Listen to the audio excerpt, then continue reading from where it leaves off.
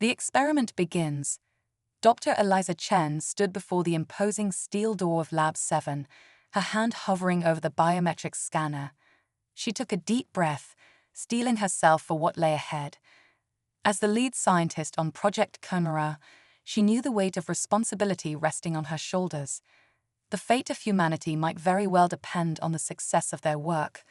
The scanner beat, recognizing her palm print, and the door slid open with a soft hiss.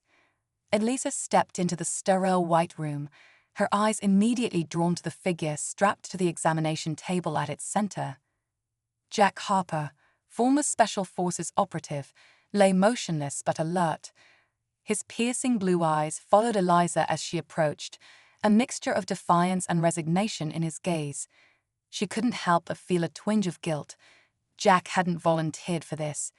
He was here because the alternative was a life sentence in a military prison for a crime he swore he didn't commit. "Good morning, Mr. Harper," Eliza said, keeping her voice steady and professional. "How are you feeling today?" Jack's lips curled into a humorless smile. "Just peachy, Doc. Nothing like being strapped to a table and treated like a lab rat to start the day off right." Eliza ignored the sarcasm, focusing instead on checking his vital signs displayed on the nearby monitor. Everything looked stable, which was a good sign. They needed Jack in peak physical condition for what was to come. "I know this isn't ideal," she said softly, "but I want you to understand the importance of what we're doing here. The potential benefits to humanity." "Save it," Jack cut her off. "I've had the speech. You're going to play God with my DNA, mix it up with some alien glue you found, and hope it doesn't kill me. And if it does, well, no big loss, right? Just another con off the streets." Eliza flinched at the bitterness in his voice. She wanted to tell him he was wrong, that they'd chosen him for his exceptional physical and mental resilience, not because he was expendable. But the words caught in her throat. In a way, he wasn't entirely wrong. The door opened again, and General Marcus Thorne strode in, his presence filling the room. He nodded curtly to Eliza before turning his attention to Jack. "Harper," he said, his voice gruff. "I trust Dr. Chen has explained the procedure." Jack's eyes narrowed. "Oh yeah, we're all buddy-buddy here, swapping stories and braiding each other's hair." The general's jaw tightened, but he chose not to engage. Instead, he turned to Eliza. "Doctor, are we ready to proceed?" Eliza nodded, moving to a nearby workstation where a sealed container sat. Inside was a vial of shimmering, opalescent liquid, the refined alien DNA they'd spent years studying and preparing for this moment. As she prepared the injection, Eliza's mind wandered to the day that had changed everything. 5 years ago, a research team in the Arctic had uncovered something extraordinary buried deep in the ice, the preserved remains of an extraterrestrial being. The discovery had been kept secret from the public, but it had set off a frenzy of scientific study and military interest. The alien's DNA was unlike anything they'd ever seen. It displayed remarkable adaptive properties and seemed to enhance physical and cognitive abilities when introduced to Earth-based life forms in controlled experiments. But those experiments had been limited to simple organisms and small animals. Never before had they attempted to introduce it to a human subject. Until now. Eliza approached Jack with a prepared syringe, her hands steady despite the butterflies in her stomach. "This may cause some discomfort," she warned. Jack barked out a laugh. "Discomfort? Lady, I've been shot, stabbed, and tortured. I think I can handle a little prick." Ignoring his bravado, Eliza swabbed his arm and carefully inserted the needle. As she depressed the plunger, sending the alien DNA coursing into Jack's veins, she couldn't shake the feeling that they were crossing a line, one they might not be able to come back from. For a moment, nothing happened. Jack lay there, tension visible in every line of his body as he waited for some sign of change. Then suddenly, his back arched and a cry of pain tore from his throat. Alarms blared as Jack's vitals spiked erratically. His body began to convulse, straining against the restraints. Eliza rushed to stabilize him, barking orders at the medical team that came running in response to the alarms. Through it all, General Thorne stood impassively, watching the scene unfold with an unreadable expression. As quickly as it had started, the episode passed. Jack's body went limp, his breathing ragged but steadying. Elisa checked his vitals, relief washing over her as she saw them normalizing. What the hell was that? Jack gasped, his voice hoarse. Elisa shook her head, her scientific curiosity warring with her concern for her patient. I'm not sure. We'll need to run some tests, Toe.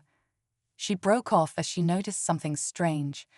The small cut where she'd inserted the needle was already healing, the skin knitting together before her eyes. Remarkable, she breathed, leaning in for a closer look. Jack followed her gaze, his eyes widening as he too noticed the accelerated healing. Doc, what's happening to me? Elisa met his gaze, excitement and trepidation warring within her. I don't know, Mr. Harper, but I think we're about to find out. As the team bustled around them, preparing for a battery of tests, Elisa couldn't shake the feeling that they'd just opened Pandora's box. Whatever came next, there would be no going back. General Thorne's voice cut through the commotion. Dr. Chen, I want hourly reports on Harper's condition, and double the security detail. We can't afford any complications. Elisa nodded, turning back to her work. As she began the first round of tests, her mind raced with possibilities. They were venturing into uncharted territory, pushing the boundaries of human potential. But at what cost? Only time would tell if they'd made a breakthrough that would save humanity, or unleashed something that could destroy it. Unexpected developments. The next 48 hours were a blur of tests, observations, and mounting tension. Jack Harper's body was changing at a rate that defied all expectations, leaving Dr. Eliza Chen and her team scrambling to keep up. Elisa stared at the latest batch of test results, her brow furrowed in concentration. The alien DNA wasn't just integrating with Jack's human genome, it was rewriting it. His cellular structure was becoming more resilient, his muscles denser, his reflexes sharper. Even his brain activity showed significant changes, with increased synaptic connections forming at an unprecedented rate. It's incredible, she murmured, more to herself than to her assistant, Dr. Raj Patel, who stood nearby. His body isn't rejecting the alien DNA, it's embracing it, using it as a blueprint to enhance itself. Raj nodded, his expression a mix of awe and concern. But at what cost, Eliza? We have no idea what the long-term effects could be. For all we know, we could be creating a monster. Elisa shot him a sharp look. Jack Harper is not a monster, Raj. He's a human being who's undergone a radical transformation. Our job is to understand that transformation and help him through it. Before Raj could respond, an alarm blared through the lab. Eliza's heart leaped into her throat as she rushed to the observation room. Through the reinforced glass, she could see Jack thrashing on the bed, his body contorting in ways that shouldn't have been possible. What's happening? General Thorne demanded, striding into the room. Eliza's fingers flew over the console, bringing up Jack's vital signs. His metabolism is off the charts, body temperature rising rapidly. It's like his cells are in overdrive. As they watched, Jack's skin began to ripple and shift, taking on a faint bluish tinge. His muscles bulged and receded, as if trying to find a new form. A cry of pain tore from his throat, but it didn't sound entirely human. Sedate him, Thorne ordered. Elisa hesitated. We don't know how his altered physiology will react to. That's an order, Doctor. Gritting her teeth, Elisa initiated the sedation protocol. A fine mist filled Jack's room, designed to knock out even the most resilient subjects. For a moment, it seemed to work. Jack's movements slowed, his eyes growing heavy. Then, with a roar that shook the observation window, he surged upright. The restraints that had held him snapped like tissue paper. Jack stood there, panting, his eyes wild and unfocused. He looked different, larger somehow, more primal. My God, Raj whispered. What have we done? Jack's head snapped toward the observation window, his gaze locking onto them with unnerving intensity. For a moment, Eliza saw something alien in those eyes, an intelligence that was both familiar and utterly foreign. Then Jack blinked, and awareness seemed to flood back into his expression. He looked down at his changed body in shock and growing horror. What am I?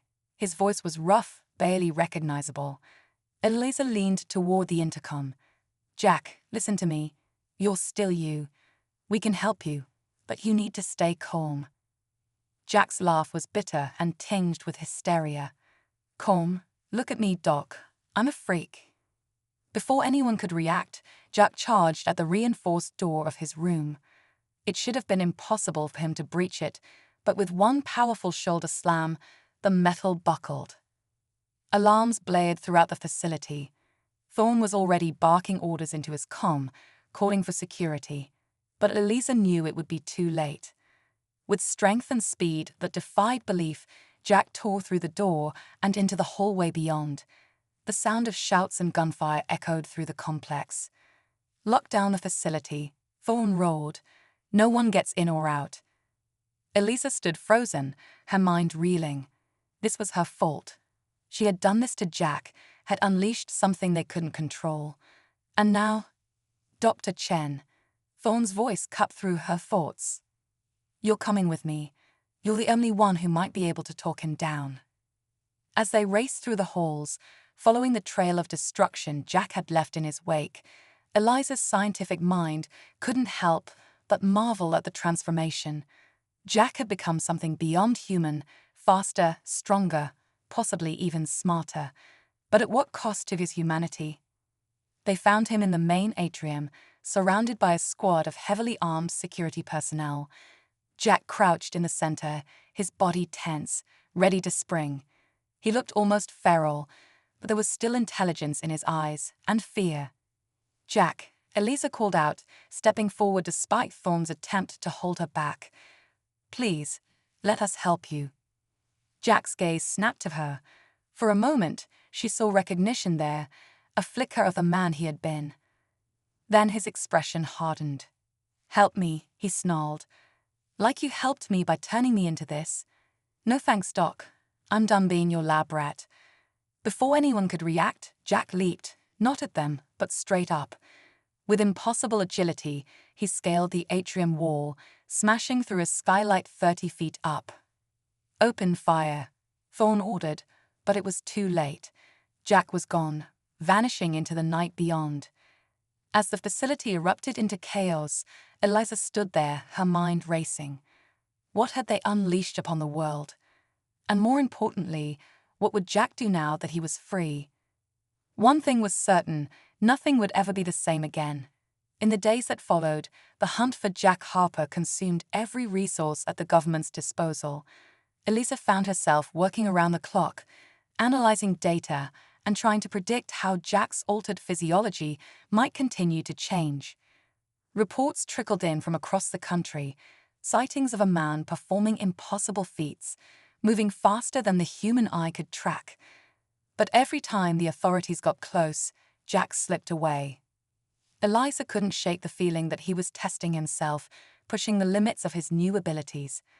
And she feared what might happen when he finally decided to stop running and turn to face his pursuers. As she pored over the latest data, a realization struck her. The alien DNA wasn't done with Jack. It was still changing him, evolving. And if her calculations were correct, they had only seen the beginning of what he might become. The question was, would that transformation make him humanity's greatest hope or its gravest threat? Breaking free, the cool night air whipped against Jack Harper's face as he ran, his feet barely touching the ground. He moved with a grace and speed that still felt alien to him, leaping over obstacles and weaving through dense forest with ease. It had been 2 weeks since his escape from the facility, and he was only now beginning to understand the full extent of his transformation. His senses were heightened beyond anything he'd ever experienced. He could hear the heartbeats of small animals scurrying through the underbrush, smell the faintest traces of human activity miles away. And his strength, Jack glanced down at his hands, remembering how easily he had torn through reinforced steel doors. But it wasn't just physical changes. His mind felt sharper, processing information at an incredible rate. Memories from his military training surfaced with perfect clarity, along with new instincts he couldn't quite explain. As he paused to catch his breath, more out of habit than necessity, Jack's enhanced hearing picked up the distant thrum of helicopter rotors. They were coming for him again. A growl of frustration escaped his lips. He was tired of running, tired of being hunted like an animal. It was time to find some answers. Miles away, in a mobile command center, Dr. Eliza Chen stared at satellite imagery, trying to predict Jack's next move. General Thorne loomed over her shoulder, his patience wearing thin. "He's toying with us," Thorne grunted. "Every time we get close, he slips away. It's like he knows our moves before we make them." Eliza nodded, a theory forming in her mind. "That's because he probably does. The alien DNA hasn't just enhanced his physical abilities. His cognitive functions have increased exponentially. He's processing information, making connections faster than any normal human could." Thorne's frown deepened. "So you're saying he's outsmarting us?" "I'm saying we need to change our approach," Eliza replied. "Brute force isn't going to work. We need to." Her words were cut off as alarms blared throughout the command center.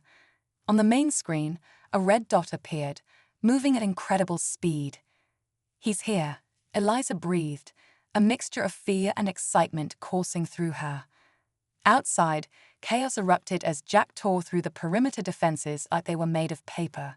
Soldiers scrambled to respond, but they might as well have been moving in slow motion compared to Jack's enhanced speed.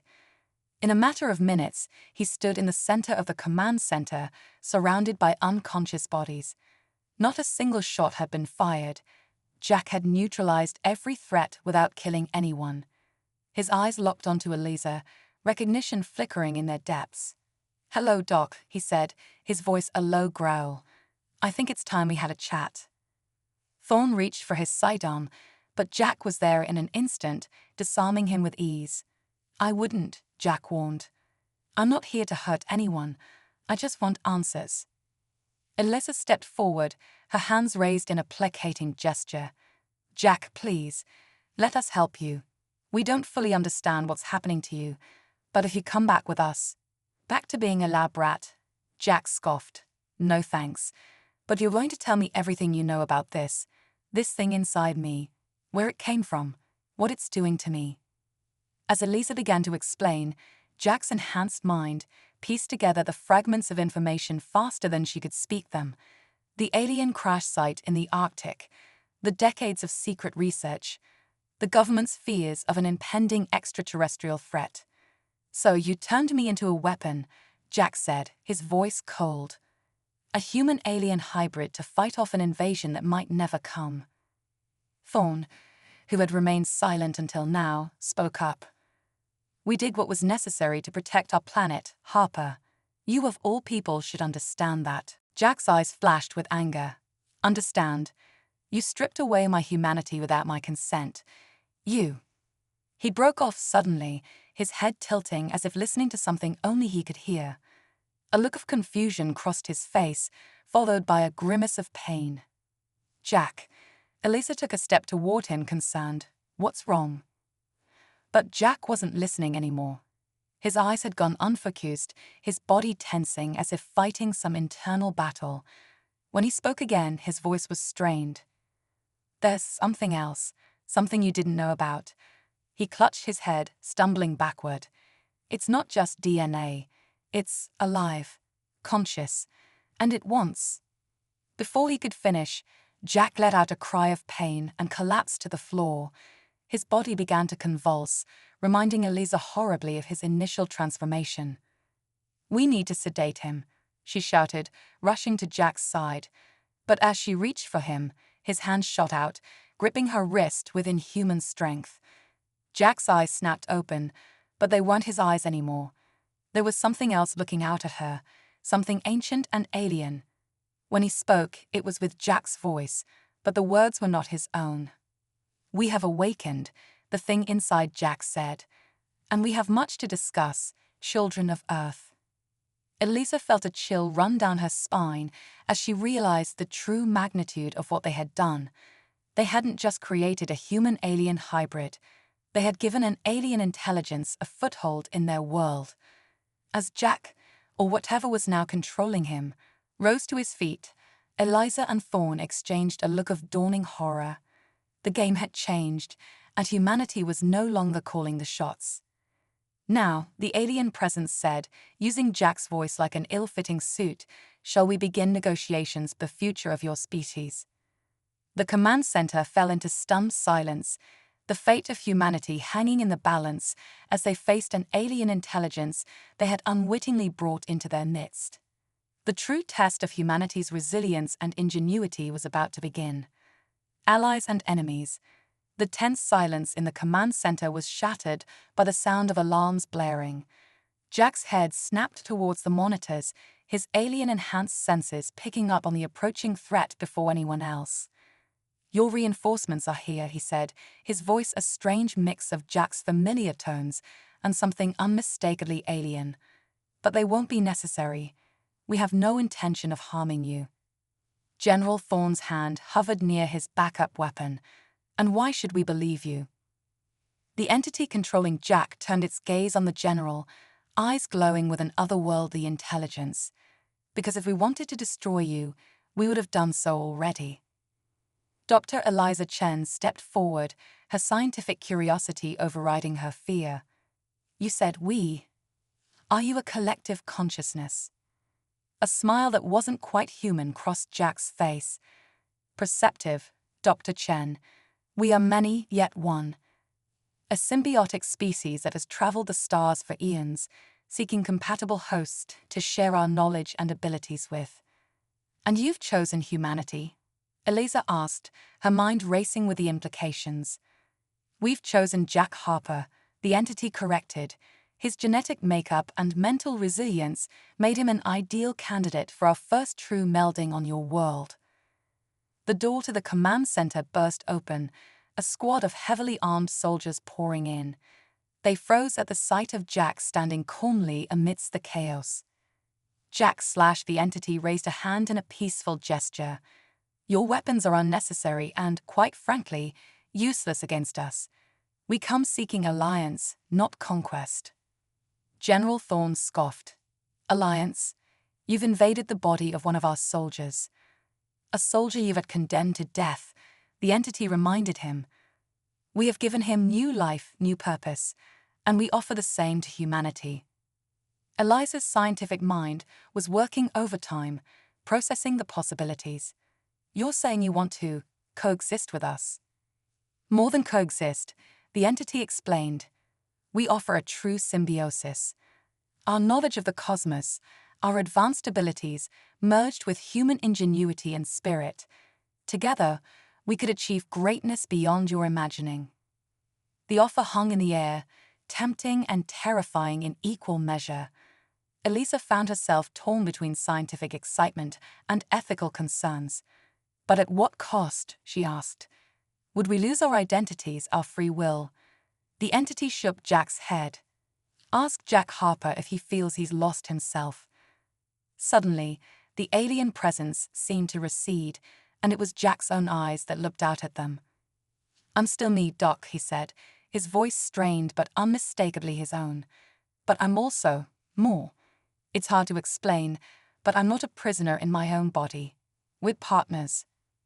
General Thorne wasn't convinced. This could be a trick, a way to get us to lower our guard. "If they wanted to overpower us, they could have done it already," Eliza pointed out. She turned back to Jack. "But why now? Why come to Earth at this point in our history?" The alien presence resurfaced, speaking through Jack once more. "Because your world stands at a crossroads. Your technological advancement has brought you to the brink of either greatness or self-destruction, and you are not alone in the galaxy. There are threats coming that you are not prepared for." A chill ran down Eliza's spine. "Threats? What kind of threats?" "There are species in the cosmos that do not seek symbiosis, but domination," the entity explained. They have set their sights on Earth. Without our help, you will fall. General Thorne's military mind was already racing with the strategic implications. So you're offering to be our defenders? We offer to stand with humanity as equals, the entity corrected, to face the coming storm together. As if on cue, the main screen in the command center flickered to life. It showed a live feed from a deep space monitoring station. There, at the edge of their solar system, a massive object was decelerating from faster-than-light travel. There early, the entity said, a note of concern in its voice. Elisa stared at the screen in awe and terror. What is that? The vanguard of an invasion force, Jack / the entity replied grimly. The threat we came to warn you about. The rune erupted into frantic activity as the implications sank in.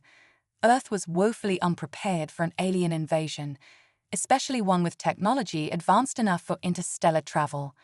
General Thorne turned to Jack, his earlier suspicion replaced by grim determination. All right, let's say we believe you. What do we do now? The entity met his gaze steadily. Now, General, we prepare for war. But first, we must convince your leaders to trust us. The window for action is small, and humanity must be united if we are to stand a chance. Eliza's mind was reeling, but her scientific training kicked in. We'll need to replicate the symbiosis process, create more human-alien hybrids to stand against this threat. Jack nodded. Yes, but only with willing volunteers. We will not force this union on anyone. As the gravity of the situation sank in, Eliza realized that everything had changed. The experiment that had begun in a secret lab had now become humanity's best hope for survival. I'll volunteer, she said, her voice steady despite her racing heart. If we're going to ask others to take this leap, I need to understand it firsthand. Jack / the entity regarded her with a mix of respect and concern. Are you certain, Dr. Chen? Once done, this cannot be undone. Eliza nodded, her resolve firm. I'm sure. We started this journey together, Jack. It's only fitting we see it through together. As preparations began for both Eliza's transformation and humanity's defense, a new chapter in Earth's history was about to unfold. The lines between human and alien, ally and enemy, were blurring.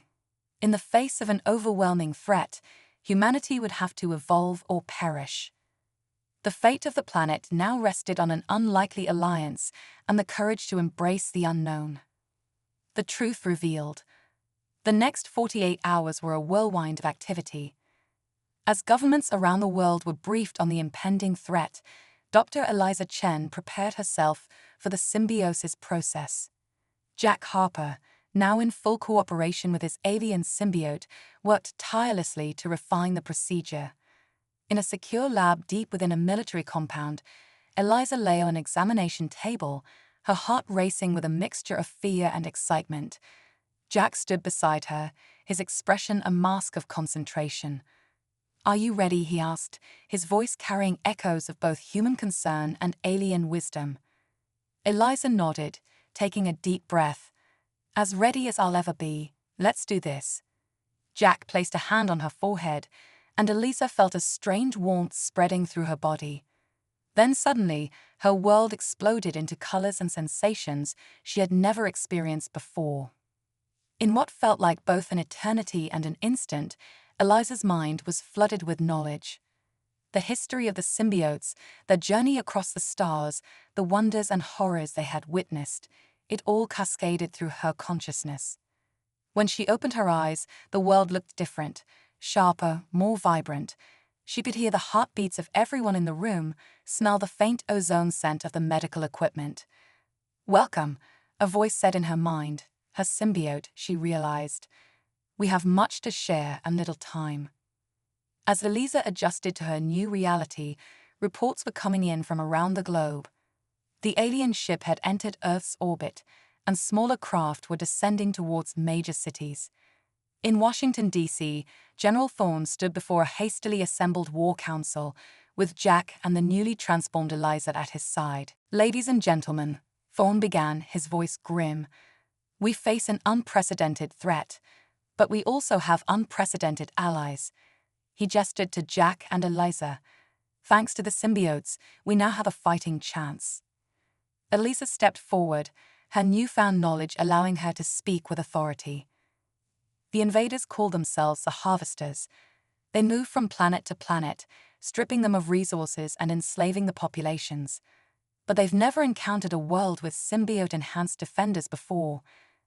As she spoke, screens around the room lit up with images of the alien ships.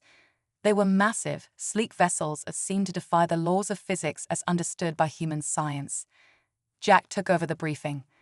Our symbiotes have given us access to technology far beyond current human capabilities. We've already begun upgrading your weapon systems and defenses, but we need more enhanced humans if we're going to stand a chance. A murmur ran through the room. One of the Joint Chiefs spoke up. How can we trust these symbiotes? How do we know this isn't part of their invasion plan? Elisa felt a surge of frustration, both her own and from her symbiote. Because if it was, we wouldn't be warning you. We'd have already taken over. The symbiotes need us as much as we need them. This is a true partnership. As if to punctuate her words, alarms blared throughout the building. On the main screen, footage appeared of harvester ships launching an attack on New York City. We're out of time, Jack said urgently. We need to act now. Who's willing to undergo the symbiosis process? There was a moment of tense silence, then hands began to raise. Military leaders, scientists, even some of the political figures present volunteered. As preparations were made for mass symbiosis, Eliza and Jack coordinated Earth's first line of defense. Enhanced humans were deployed to major cities, their new abilities allowing them to stand against the technologically superior harvesters. In the skies above New York, Eliza found herself piloting an experimental aircraft, her mind linked directly with its systems. Jack flew beside her, leading a squadron of newly enhanced pilots. Remember, Jack's voice came through the mental link they all shared. We're not just fighting for humanity. We're fighting for a new future, a symbiosis of human and alien that could change the course of galactic history. As they engaged the harvester ships, Eliza marveled at how natural it felt. The symbiote's knowledge merged seamlessly with her own skills, allowing her to perform maneuvers that would have been impossible for a normal human pilot. But even as they fought, a new revelation was unfolding in Eliza's mind. The symbiote was sharing memories, ancient memories that predated their arrival on Earth. There's more to this than we realized, Eliza said over the link. The harvesters, they're not just invaders, they're running from something. In the midst of the battle, the truth began to emerge. The harvesters were refugees, the last survivors of a galaxy-spanning war against an even greater threat. They weren't just taking resources, they were desperately searching for a way to fight back against an enemy that had nearly wiped them out. As this knowledge spread among the enhanced humans, the nature of the conflict began to shift. What had started as a desperate defense of Earth was becoming something more complex, a potential turning point in a war that spanned the stars. Eliza's voice cut through the chaos of battle. We need to establish communication with the Harvester leadership. There may be a way to end this without further bloodshed. As the fight raged on, a new possibility emerged, not just the defense of Earth, but the forging of an alliance that could alter the fate of multiple species across the galaxy. The true scale of the conflict was only now becoming clear, and humanity found itself at the center of a cosmic drama far greater than anyone could have imagined. The choices made in the next few hours would determine not just the fate of Earth, but potentially the future of galactic civilization itself. Humanity's stand. The skies above Earth had become a battlefield unlike any in human history. Enhanced humans, their bodies and minds melded with alien symbiotes, clashed with the technologically superior harvester forces. But as the truth of the harvesters' desperate flight became known, the nature of the conflict began to shift.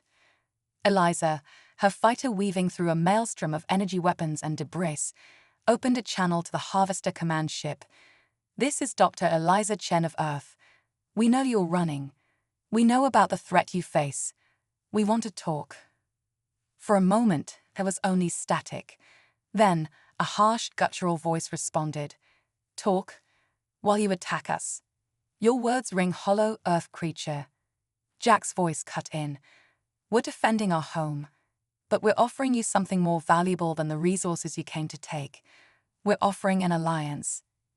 The battlefield fell into an uneasy lull as the Harvester leaders considered this unexpected offer.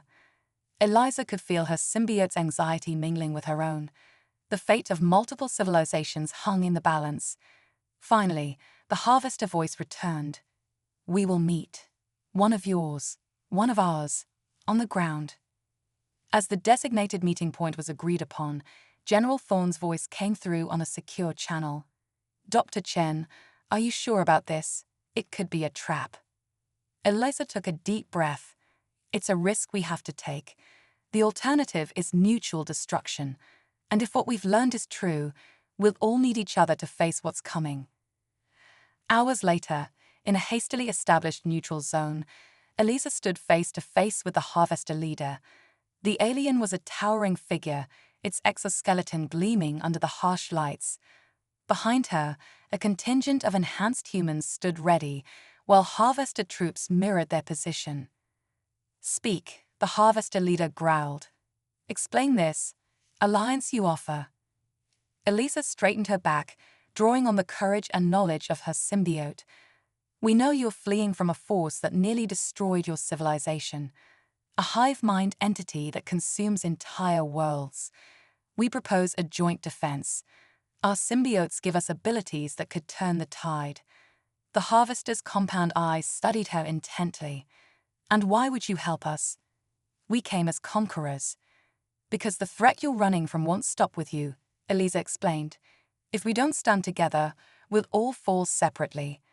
Our symbiotes have seen civilizations rise and fall across the galaxy. It's time to break the cycle. As Eliza spoke, she could feel a shift in the air.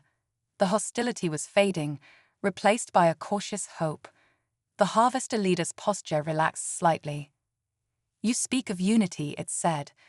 But can your people accept us after what we've done?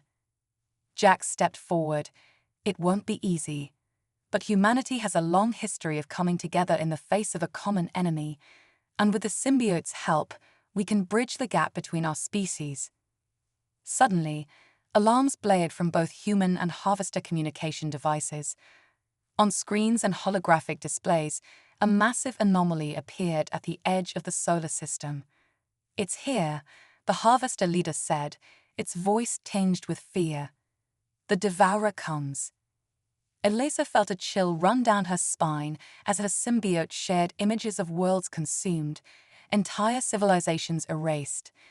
Then we don't have much time. Are we allies? The Harvester leader turned its gaze from the displays to Eliza. In a gesture that seemed almost human, it extended a limb. We are allies. As Eliza clasped the alien appendage, a cheer went up from both human and Harvester forces. The impossible had happened. In the face of annihilation, bitter enemies had become friends. The next few days were a whirlwind of activity. Harvester technology was integrated with Earth's defenses. More humans underwent symbiosis, their enhanced abilities crucial for the coming battle. And through it all, the looming threat of the Devourer grew closer. Finally, as the entity entered the solar system, the combined fleet of Earth, Harvester, and symbiote-enhanced ships moved to intercept. Eliza found herself on the bridge of the flagship, coordinating the defense alongside human, Harvester, and symbiote minds. All forces, this is Dr. Chen, she broadcast to the fleet. We face an enemy that has destroyed countless worlds, but today we stand united. Human ingenuity, Harvester technology, and symbiote wisdom. Together, we are stronger than the sum of our parts. Today, we fight not just for Earth, but for the future of all sentient life in the galaxy. As the Devourer's massive form filled their view screens, a sense of calm determination settled over Eliza. She felt the presence of her symbiote, the unwavering support of Jack beside her, and the combined will of 3 species united against extinction. All ships, Eliza commanded, her voice steady. Engage. The battle that followed would be remembered for generations to come. It was a clash of technologies and philosophies, of desperate survival and unyielding hope. And at its heart were the symbiote-enhanced humans, bridging the gap between species, turning the tide against an enemy that had never known defeat. As the dust settled and the devourer retreated, crippled and diminished, shears erupted across the fleet. Earth had not only survived, it had become the centerpiece of a new galactic alliance. In the aftermath, as the work of rebuilding and forging stronger bonds began, Eliza stood with Jack, looking out at the stars. Their world had changed irrevocably, but the future held more promise than ever before. "We did it," Jack said softly. "We saved Earth." Eliza smiled, feeling the warm presence of her symbiote in her mind. "We did more than that. We started something new, something that could change the course of history for every species in the galaxy." As they watched, ships from distant worlds began to arrive, allies, refugees, and curious observers drawn by the news of the Devourer's defeat. Earth was no longer alone in the cosmos. It was the birthplace of a new era of cooperation and exploration. The symbiosis that had begun as a secret experiment had become the key to humanity's survival and its ticket to the stars. As Eliza looked to the future, she knew that the greatest adventures and challenges still lay ahead. But now, united with allies both within and beyond, humanity was ready to face whatever the universe had in store. The end of one chapter had become the beginning of a greater story, one that would be written across the stars.